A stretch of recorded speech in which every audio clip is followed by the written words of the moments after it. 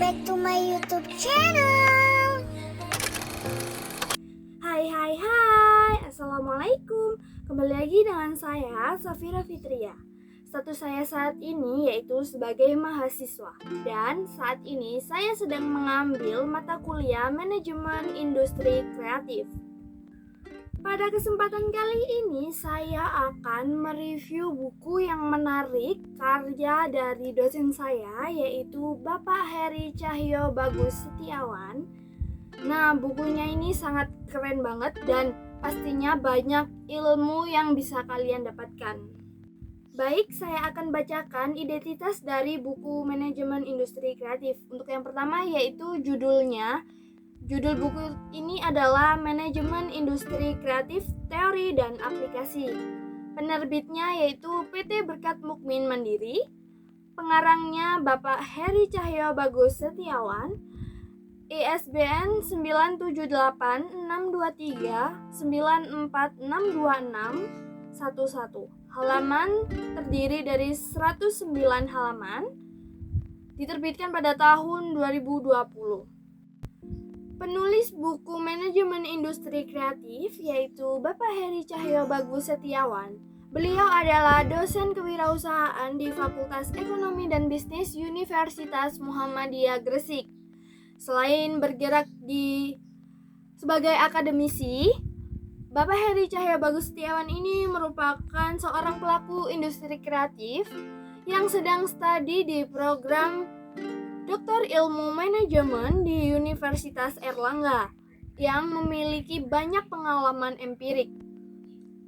Buku ini merupakan sebuah karya yang sangat menarik sekali dan memberikan pengaruh besar bagi keilmuan di bidang manajemen, terutama sektor industri kreatif.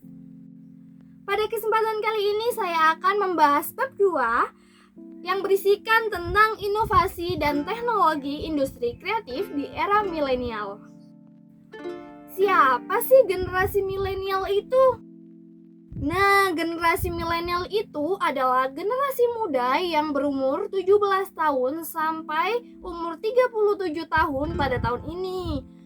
Dan generasi milenial ini dianggap spesial karena berbeda dengan generasi sebelumnya, apalagi yang berkaitan dalam hal dengan teknologi. Dan generasi milenial ini memiliki ciri khas tersendiri, yaitu mereka lahir pada saat TV berwarna dan handphone juga internet yang sudah diperkenankan, sehingga generasi ini sangat mahir dalam teknologi. Nah, yang selanjutnya ada karakteristik generasi milenial. Karakteristik ini dibagi menjadi 7 bagian. Yang pertama, ada milenial lebih percaya user-generated content daripada informasi searah. Jadi, generasi milenial tidak percaya pada informasi yang bersifatnya satu arah. Mereka tidak terlalu percaya pada perusahaan besar dan iklan. Jadi contohnya yaitu dalam hal membeli suatu barang, generasi ini harus melihat review dan testimoni produk sebelum membelinya. Nah, untuk bagian yang kedua, ada milenial lebih memilih ponsel dibanding TV. Pada generasi ini, internet itu sangat berperan penting.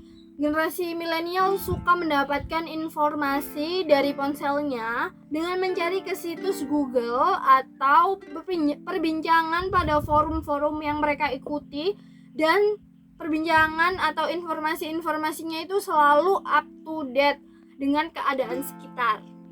Untuk bagian yang ketiga, ada milenial wajib punya media sosial seperti Instagram, Facebook, Twitter, TikTok, dan WhatsApp, dan masih banyak lagi contoh lainnya. Jadi kalangan milenial ini melakukan semua komunikasinya melalui dunia maya, chatting dunia maya, dengan membuat akun yang berisikan profil dirinya. Jadi akun media sosial ini juga dapat dijadikan sebagai tempat untuk aktualisasi diri dan ekspresi. Untuk bagian yang keempat, yaitu milenial mulai banyak melakukan transaksi secara cashless pada generasi ini lebih suka tidak repot membawa uang karena sekarang hampir semua bisa dibilang pembeliannya bisa dibayar menggunakan kartu sehingga lebih praktis hanya gesek dan tapping saja.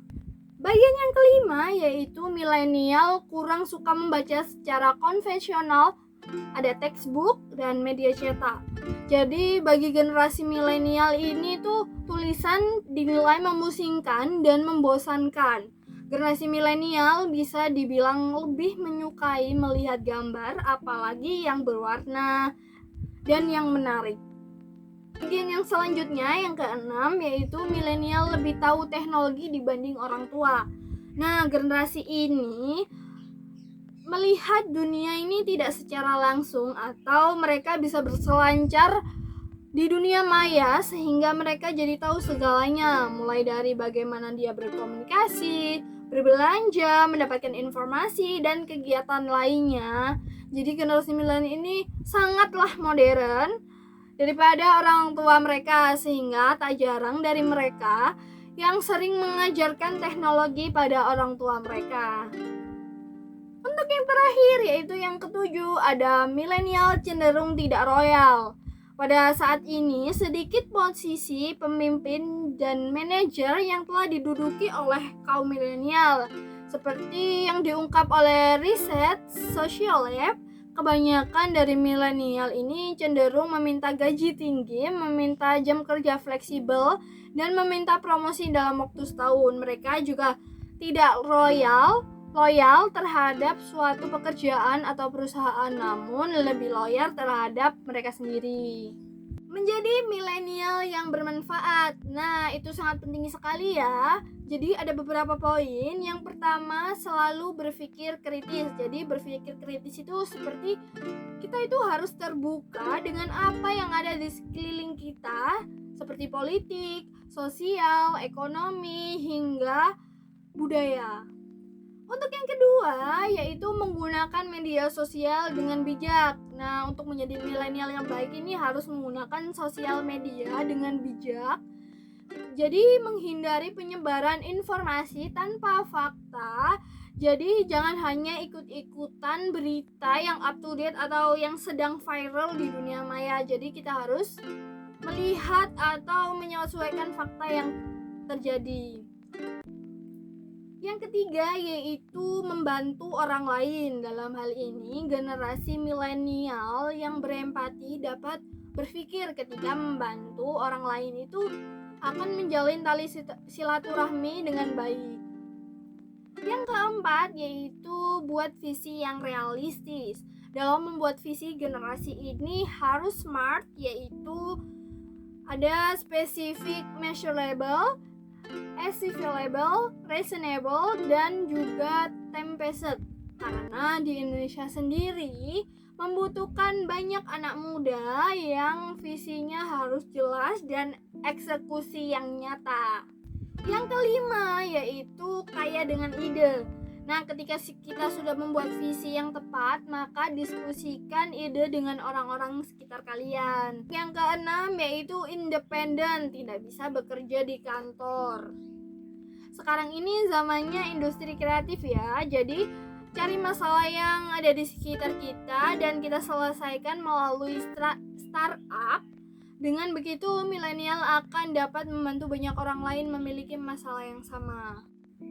Industri kreatif teknologi. Industri kreatif digital ini adalah sebuah industri yang memanfaatkan teknologi digital dengan sentuhan kreativitas dan inovasi baru untuk para produk dan jasa. Industri ini sangat berpengaruh besar bagi kelangsungan perekonomian. Jenis industri kreatif teknologi ada 4 bagian, yaitu sektor industri permainan, sektor industri musik, sektor industri perangkat lunak, dan sektor industri pertelevisian. Untuk yang pertama yaitu sektor industri permainan meliputi kreasi permainan, produksi permainan, tidak hanya bersifat hiburan tetapi ada edukasinya juga. Untuk yang kedua yaitu sektor industri musik. Di sini meliputi kreasi musik, komposisi sebuah lagu, menciptakan lagu dari proses produksi hingga rekaman. Untuk yang ketiga yaitu sektor industri perangkat lunak. Di sini meliputi jasa layanan komputer, pengolahan data, pembuatan website, iklan yang berbasis internet. Untuk yang terakhir yaitu sektor industri pertelevisian, yakni meliputi membuat kreasi, proses produksi, pengemasan acara TV. Industri kreatif inovasi. Inovasi adalah kemampuan untuk menerapkan kreativitas dalam rangka pemecahan masalah dan menemukan peluang. Ciri-ciri inovasi. Ciri-ciri inovasi ini memiliki 4 poin. Yang pertama memiliki ciri khusus, yang kedua memiliki unsur pembaharuan, yang ketiga memiliki tujuan, yang keempat program inovasi melalui program yang terencana. Cara meningkatkan inovasi dan leadership. Yang pertama yaitu memiliki visi untuk berubah, dan yang kedua untuk memerangi ketakutan akan perubahan. Yang ketiga yaitu harus berpikir positif seperti pemodal yang berani untuk mengambil resiko. Untuk yang keempat yaitu menerima kegagalan. Industri kreatif dan tanggung jawab sosial. Jadi setiap perusahaan besar pasti harus memiliki divisi Corporate Social Responsibility atau CSR. Atau jika diartikan ke bahasa Indonesia berarti tanggung jawab sosial perusahaan. Pada umumnya perusahaan yang proses produksinya itu berdampak langsung pada masyarakat sekitar pasti memiliki jiwa sosial. Alasan untuk memperhatikan CSR dalam perusahaan atau industri kreatif ini yaitu dapat menghemat biaya, memperkuat brand, mempererat hubungan dengan pelanggan, membuat perusahaan menonjol dalam persaingan, menjaga keberlangsungan perusahaan. Sekian review buku Manajemen Industri Kreatif bab 2 dari saya. Semoga ilmunya bermanfaat bagi kalian yang menonton dan terima kasih. Wassalamualaikum warahmatullahi wabarakatuh. Bye guys.